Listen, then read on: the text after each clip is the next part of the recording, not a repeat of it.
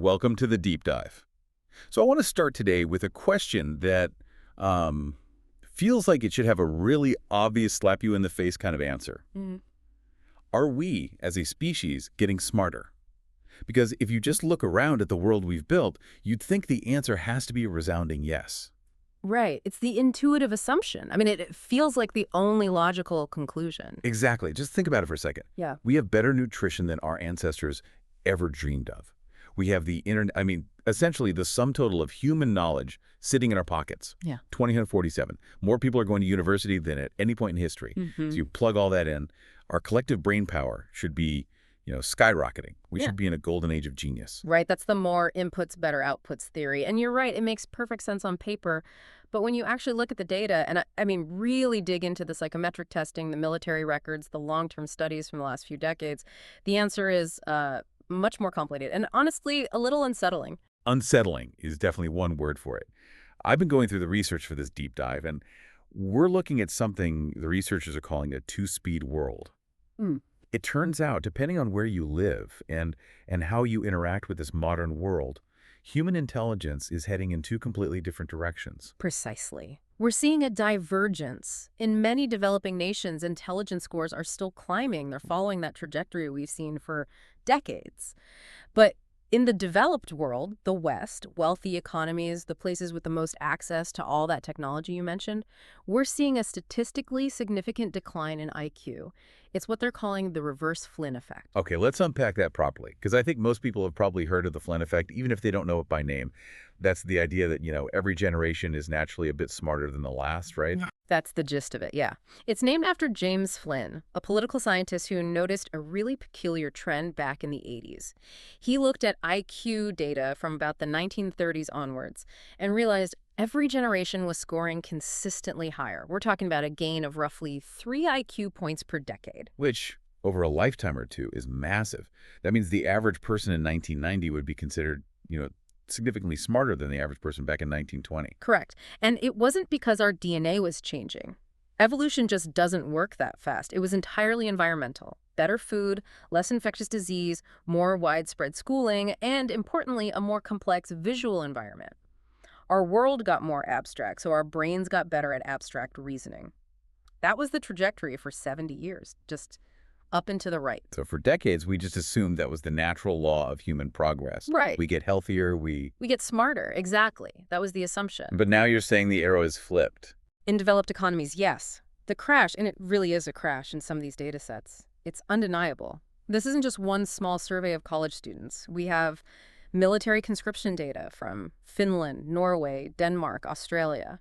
And that military data is kind of the gold standard for this stuff, isn't it? Because it captures everyone, not just people who, choose to take a test. Exactly. It avoids selection bias. In those countries with universal conscription, you're testing almost the entire young male population. And that data shows a clear inflection point. Starting right around the mid-1990s, the scores stopped rising, and then they started dropping. And it's not just a European thing. I saw a U.S. study in our notes. The scale was just absolutely massive. Yes, a huge analysis, nearly 400,000 IQ assessments in the United States just between 2006 and 2018. When you have a sample size that big, you can be very, very confident in the trends. And what exactly is taking the hit? Are we just forgetting facts, or is the actual machinery of our thinking getting rusty? It's the machinery. The findings were pretty stark. They found declines in logic, vocabulary, visual puzzle solving, verbal analogies. These are the core components of what we call fluid intelligence. But here's the kicker. The decline isn't happening evenly. It is most severe in young adults, specifically that 18 to 22-year-old demographic. That is terrifying. Yeah. That's a generation entering the workforce right now, the future of our economy. But hold on, you mentioned a two-speed world.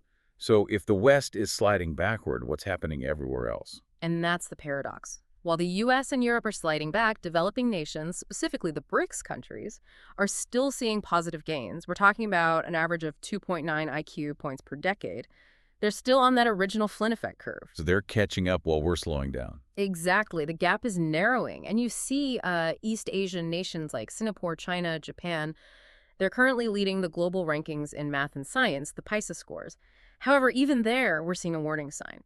The research suggests that in their hyper-digitized, super-urbanized cities, IQ growth is starting to stagnate too. which suggests this isn't about Western culture, really. It's about a certain stage of development or a lifestyle.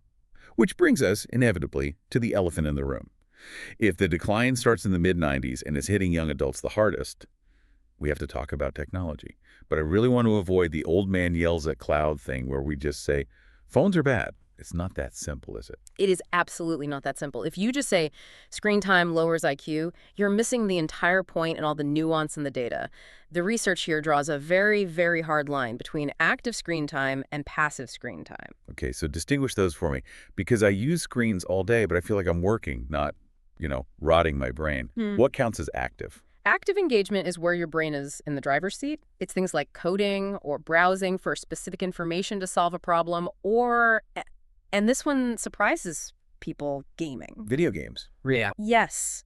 Think about it. If you're playing a complex strategy game or a fast-paced tactical shooter, your brain is working incredibly hard. You're managing resources, making split-second decisions, mapping 3D spaces in your head. The research actually shows that active digital use like this can improve memory, executive function, even attention. That's good news for the gamers. So I assume the passive side is where all the trouble is. Unfortunately, yes. Passive consumption is defined as, say, watching television for more than 3.5 hours a day, or the big one. Yeah. Just endlessly scrolling short-form video. The data directly correlates that kind of passive consumption with reduced verbal memory, lower global cognition, and significant attention deficits. It's the difference between using a tool and just letting a feed wash over you. That's a perfect way to put it. It's the difference between walking on a treadmill and watching someone else run a marathon on TV. One builds muscle, the other doesn't. And the scale of this is immense. Adolescents are now spending over 7 hours a day on screens outside of their schoolwork. 7 hours. That's basically a full-time job. It is. And what's collapsed in that exact same time frame? Reading for pleasure. I saw a stat in the notes about reading comprehension that really stuck with me. It said reading on a screen actually results in lower comprehension than reading on paper. Is that true? It is. They call it the screen inferiority effect. When we read digitally, our brains tend to skim. We hunt for keywords instead of processing a linear argument. And the study showed this effect is twice as bad in young children. The neuroscience backs it up, too. fMRI studies show deep reading activates all these areas of the brain for language, executive function, imagination, passive screen consumption. It stimulates much, much less of the brain. So we're basically training our brains to skim, not to deep dive, which feels a little ironic given the name of the show. Yeah.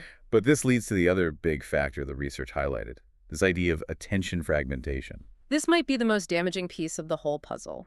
Sustained attention, the ability to just sit and focus on one thing, is plummeting. The research indicates that for young adults, sustained attention on a screen peaks at about 76 seconds. 76 seconds, that's barely over a minute. And for children, it's 29 seconds. Wow, 29 seconds. You can't learn a complex concept in 29 seconds? You can't read a difficult poem? You can't even have a complex thought in 29 seconds. And this is by design. We have to look at the algorithmic impact. Social media algorithms are designed to prioritize emotion over reason. They create echo chambers that reduce critical analysis. And those rapid reward cycles, likes, comments, they train the brain for immediate gratification. It just kills the ability to do deep work. It's like we're training ourselves to have ADHD. Yeah. But here's where I get confused. We have all this data saying we're losing reasoning skills and attention spans. But then I look at Gen Z, or even Gen Alpha, and they are so incredibly sophisticated with technology. They can navigate systems I can barely figure out. So are they actually dumber, or are they just different? That is the pivotal question. We call this the digital paradox. If you look at digital literacy, Gen Z shows a 60% higher understanding of technology than older generations. They have skills that traditional IQ tests simply do not measure. Like what, for instance? Things like source evaluation, digital navigation, collaborative problem solving across networks. I mean, the standard IQ test was designed in the early 20th century. It measures how well you can think alone, in a quiet room with a pencil and paper, solving abstract logic puzzles. Which is a scenario that almost never happens in the real world anymore. Precisely. In the real world, you're almost never thinking alone. You're thinking with a network. You're thinking with tools. There's also a massive cultural bias in IQ testing that we have to talk about. Something like 75% of intelligence tests reflect Western values, specifically individual abstraction. Right, the whole lone genius model of thinking. Correct. But collectivist cultures, like many in East Asia, they often score lower on individual problem solving, but they excel at collaborative reasoning and social navigation.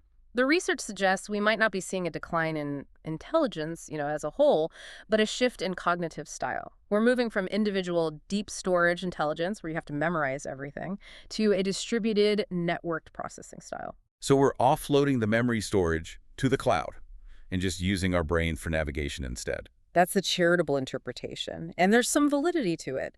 But we can't ignore the fact that to navigate that network effectively, you still need that core foundation. You need critical thinking and literacy. If you can't read deeply, you can't verify if the answer the network gives you is even true.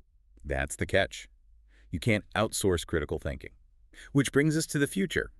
We've got this decline in traditional metrics, this shift in cognitive style, and now we have AI entering the chat. Is AI going to make this better, or is it going to, finish the job and make us obsolete? This is where the research actually gets quite optimistic, surprisingly. The key concept here is augmented intelligence. We really need to distinguish between autonomous AI, the kind that does the job for you, and augmented AI, which helps you do the job better. So AI is a partner, not a replacement. Exactly. Think about education. We know our current one-size-fits-all model is struggling, but AI has the potential to act as a personalized tutor for every single student. It can create individual learning pathways that adapt to a student's pace. That is something a human teacher with 30 kids in a classroom, they just can't do that. And there's that research from MIT Sloan on this, right? Yes, the MIT research is fascinating. It suggests that as AI handles the routine stuff, the grunt work, it actually creates more demand for the skills machines can't do. Which would be what? Emotional intelligence, ethical judgment, contextual reasoning.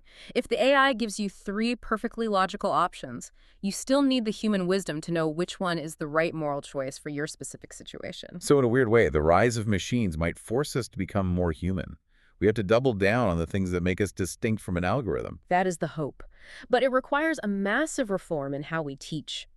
The OECD, the group that runs those PISA tests, they're recommending that schools shouldn't just ban devices. They should limit the passive use, but double down on active, project-based digital learning. The goal is what they call human-AI complementarity. We need to teach kids how to command the AI, how to fact-check it, how to build on it. It really sounds like we're at a crossroads. We can either let the algorithms feed us passive content until our attention spans are non-existent, or we can use these tools to give us superpowers. That's the two-speed dynamic again, but this time it's about choice. The synthesis of all this research is that we are not inevitably doomed to stupidity. Not at all. We are in a transition period. Traditional metrics like IQ are dropping because our environment has literally changed the wiring in our brains, but new literacies are emerging. It reminds me of that old quote about judging a fish by its ability to climb a tree. If we judge a modern networked human by their ability to do rote memorization, they look dumb. But if you judge them by their ability to synthesize information from 1,000 sources, they might be geniuses. But, and this is a huge but, that synthesis requires those foundational skills we seem to be losing. We cannot let deep reading and sustained attention just die out. If we lose the ability to focus, we lose the ability to control the tools. The tools start controlling us. So the mission, really, for all of us, is to reclaim our attention, to choose active engagement over passive scrolling. Precisely. The outcome depends entirely on whether we use this technology for augmentation or we allow it to be used on us for manipulation. That is a powerful place to land. It really is about agency. We're not just victims of the algorithm. We can choose how we interact with it. Absolutely. Want to leave everyone with a final thought to mull over, something that came up while we were prepping this deep dive. If IQ tests measure how well you think alone in a room, and the future is all about how well you think with an AI and a massive global network, are we actually measuring the decline of the human mind?